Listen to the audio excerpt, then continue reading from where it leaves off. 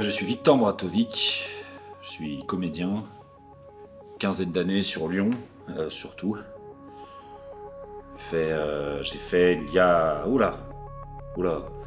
bien 12 ans, la formation à l'école Art en Scène.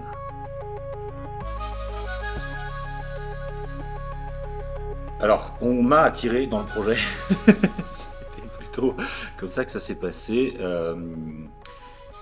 Il y a environ 3 ans, André Centratello, qui dirigeait à l'époque l'Espace 44, m'a appelé pour remplacer un comédien, car ils étaient en création avec Sandrine Boer, qui est à la mise en scène.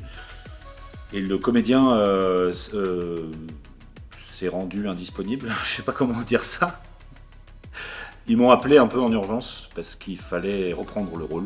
Il n'y avait pas tellement de temps pour ça, 3 semaines je crois, quelque chose par là. Et il a fallu tout prendre. Voilà. Il m'a appelé en me disant j'ai un seul en scène, c'est un texte assez dense. On se fait une lecture, on voit si t'es d'accord, si t'es ok. Puis on a fait une lecture, on en a fait une deuxième et j'ai fait bon d'accord, ne sachant absolument pas dans quoi j'allais me lancer.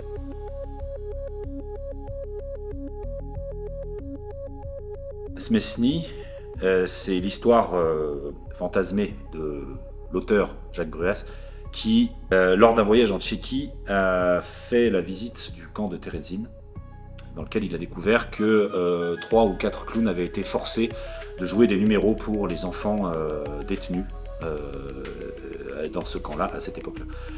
Tout de suite après la visite, il avait un bus qui le ramenait en France, il avait une vingtaine d'heures de bus. Et il a écrit la pièce en un jet sur le chemin du retour, bouleversé par ce qu'il avait entendu, par cette absurdité, cette monstruosité, cette mascarade de numéros de clowns pour des enfants qui allaient finir en chambre à gaz. Smesny est un clown, un artiste forcé de faire son travail, qu'on menace de faire disparaître sa famille. Et on le retrouve, on pourrait imaginer que c'est plus ou moins sa cellule et l'intérieur de sa tête. Ce sont ses tribulations intérieures pour essayer de trouver un sens à cette horreur et surtout d'essayer de trouver quelques dernières traces d'humanité en lui.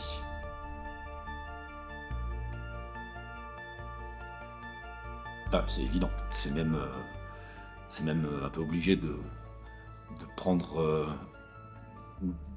des risques, de risquer.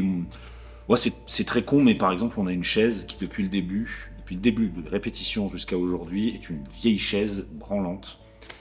La metteur en scène, le régisseur, me tanne pour qu'on la consolide, qu'on y mette 3 vis pour qu'elle soit plus solide. J'ai toujours refusé. Je veux que cette chaise soit au bord de la rupture, parce qu'elle est à l'image de l'état dans lequel je dois me mettre pour effleurer un peu le personnage de Smesny.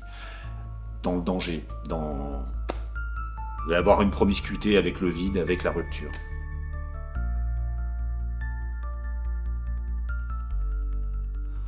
Le rapport bifrontal, bien évidemment, qui m'a causé pendant toute une semaine, la semaine dernière, une angoisse pas possible.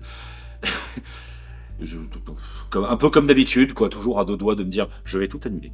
Et bon, il a fallu que j'aille étraîner, frapper un peu la poussière, me frotter contre les poteaux, aller me casser la gueule 2 ou 3 fois sur les bouts de pierre qui dépassent là, pour me rendre compte que c'est absolument génial, puisque ça ouvre une nouvelle dimension, ça rajoute le danger.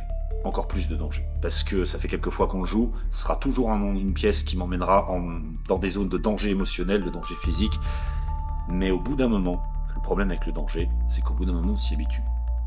Et c'est absolument génial de devoir le repenser au niveau spatial, de devoir le repenser au niveau mise en scène et au niveau jeu, pour pouvoir reflirter avec ce danger.